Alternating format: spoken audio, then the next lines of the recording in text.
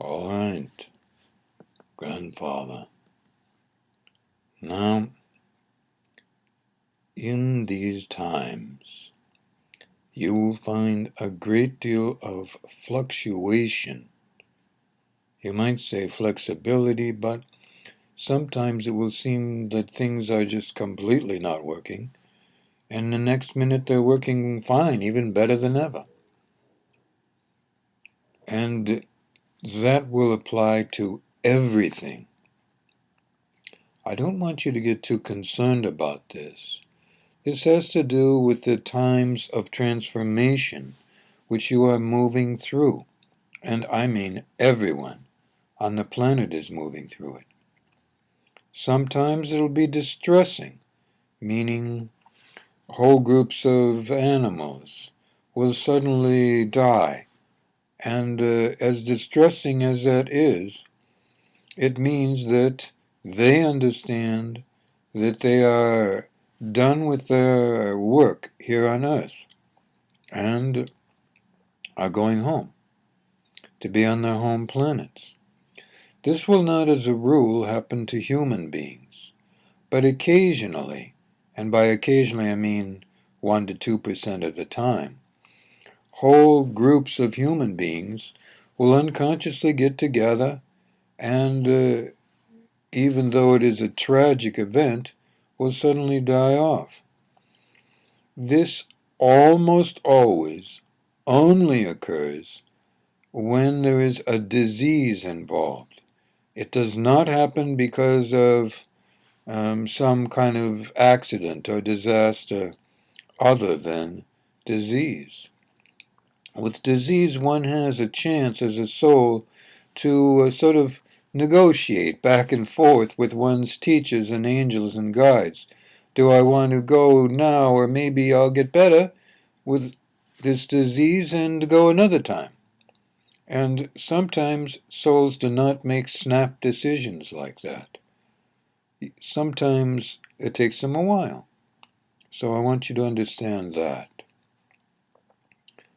It is a time, though, of such transformation of all portions of earth and yourself that this kind of fluctuation I mentioned is possible.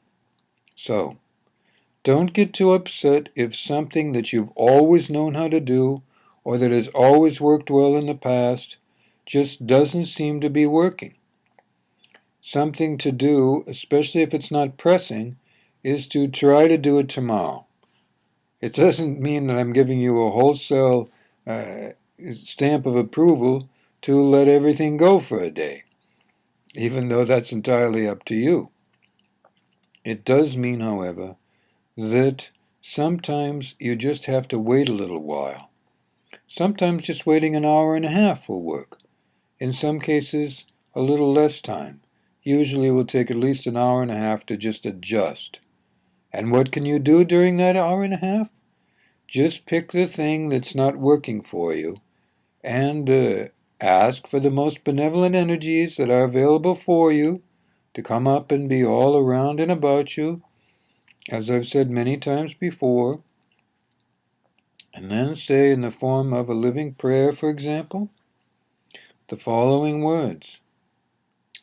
I recommend you say, I am asking that, and then as few words as possible, describe the situation. Maybe it's a certain thing. And then say that. Now begin to work in the most benevolent way for me and result in the most benevolent outcome. Just like that. Keep it simple. All right? If you feel the energy come up a bit while you're saying that, then wait until it passes a little bit. That's the energies, the beings who help to bring these things about, giving you the acknowledgement when the energy passes a bit, that it's okay to continue on with the words, and then do so until you get to the end. If possible, try to stay in the same physical position that you were in, not frozen in time, as it were, in a position, but if you're sitting down someplace, try to remain sitting there, because what you've asked for the energies will be around fairly strongly for the next 20 minutes to help bring about what you've asked for. If you have to get up and move around, though, be aware that the energies might linger for as long as 20 minutes. And if you get mad or upset at anyone or anything, including yourself, they'll just stop working. So try to be low-key for the next couple of hours if you have to move about. If you have to do things where you get mad and so on, then you may have to do it over again. That is the living prayer, all right? Just to let you know, I like to give you these tips. All right?